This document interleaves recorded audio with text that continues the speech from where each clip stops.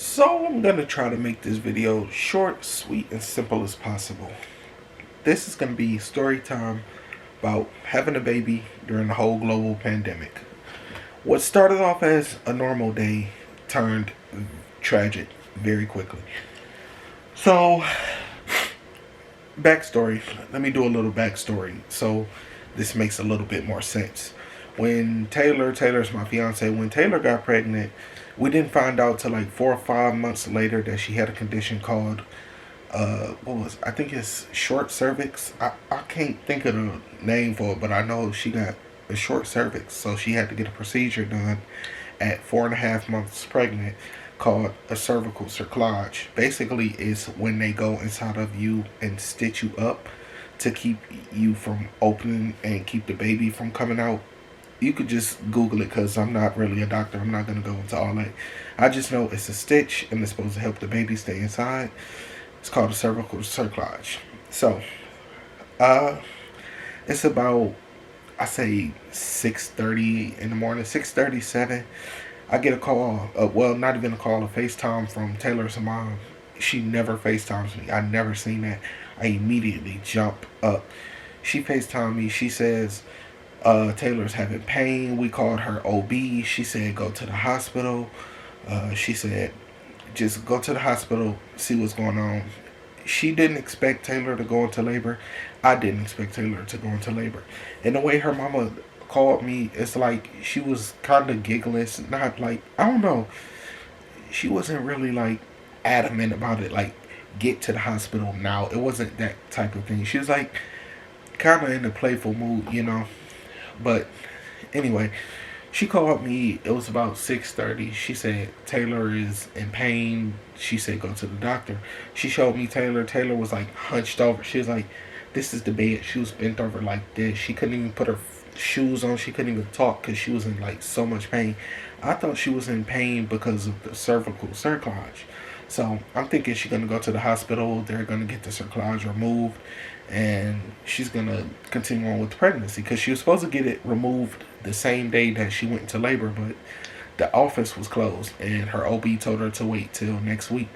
So she tried to push it off. So she said about 6 a.m. She said about 4:35 a.m. she felt a big boom, like a kick on her right side, and she said she was immediately in pain. She tried to go back to sleep. She tried to lay down.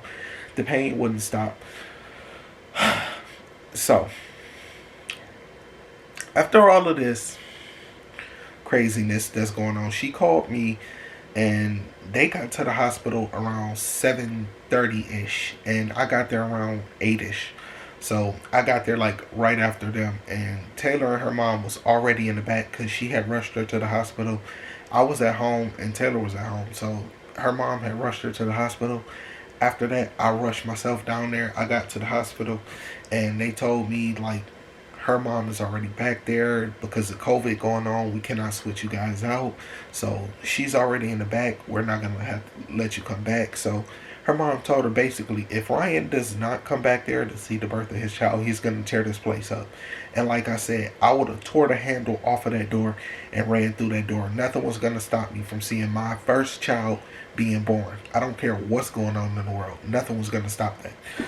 So they eventually switched us out, and then as soon as I went to the room, Taylor was there like in immense amount of pain. She was just sitting there moaning and groaning. She didn't even have her eyes open. I didn't know what was going on. I didn't get no intel, no clue, or nothing. And then like a few minutes later, I didn't even know she requested for an epidural, but she was already dilated to 8 centimeters when she got upstairs to the room. When she got to the hospital, she was at 6. When she got to the room, she's dilating fast to like 8. The baby's heart was dropping, so they had to work fast. I didn't know what was going on. I was nervous. I was scared. I was freaking out. I was just like, what is going on? Her OB came in, like 6 nurses all rushed in. Everybody just came in. She said, Ryan, grab her leg, grab her head because she's not breathing right. The other nurse had her leg. She was right here trying to get the baby to come out. They had the other 3 on the other side waiting for the baby, and they had the one reading the little monitor thing to her. So they said the baby's heart rate was dropping, so they had to work pretty fast, and everything happened in like a split second. Well, that's what it felt like to me. Like it was just a split second. How fast everything just happened. They all came in and boom. It was Taylor pushed a good 4 or 5 times. The baby's head came out, but it went back in. Then came out, went back in. So after the baby's head kept teetering in and out, in and out, the doctor took a scalpel. She made a little cut. The baby's head finally came out. She pulled the head out, did the whole little baby thing. I was just sitting there freaking out. I was like in shock. It was like a crime scene because it was blood everywhere. Then I'm just seeing the baby just come out. I'm like, I don't know. I was feeling so many emotions in that moment. And then my first time holding the baby was like, wow, it's so crazy how the human body works. And for the women to be able to hold a whole nother human is just very, very, very amazing. It just shows how much stronger women are than men. Because in that moment, I know Taylor was like in so much immense pain, and I wish I could just take the pain from her, but it was nothing I could do. Like literally, it was crazy. Because during COVID, and then when I first got to the hospital, they stopped me at the front door. That's another thing that slowed me down. They asked me if I traveled, if I've been exposed to COVID, if I, all the little questions they asked, and I was not able to leave the hospital. Only thing I came to the hospital with was my phone, my wallet, my keys. I didn't bring a charger. I didn't bring a camera. I didn't bring a change of clothes. Nothing. All in all, we were in the hospital for, I say, about 3.5, maybe 4 days. A few hours after giving birth, we went over to the other side of the hospital. Then they did their whole thing, and we was over there. We had like a super huge king size bed. It was like huge. So all in all, we was in the hospital about 3 days. They was trying to get us out of there as fast as possible because of what was going on, and they just told us continuously like, we're gonna try and hurry up and get you out of here because you can take better care of the baby at home than being here in the hospital with everything that's going on. The following day, her OB came back. The baby got circumcised. It was just a very, very crazy experience for me and a crazy first pregnancy. So I don't think we're gonna try to have another kid for at least 2 or 3 years because the first pregnancy traumatized her, and she's just not there mentally and physically. She's just not ready to go back through it, especially with her doctor telling her it's a possibility that she might have to get another cerclage because of her condition. So we're gonna take it baby steps at a time. But the baby came out 6 pounds, 10 ounces, 8:25 a.m. on March 21st, 2020. 19 inches long.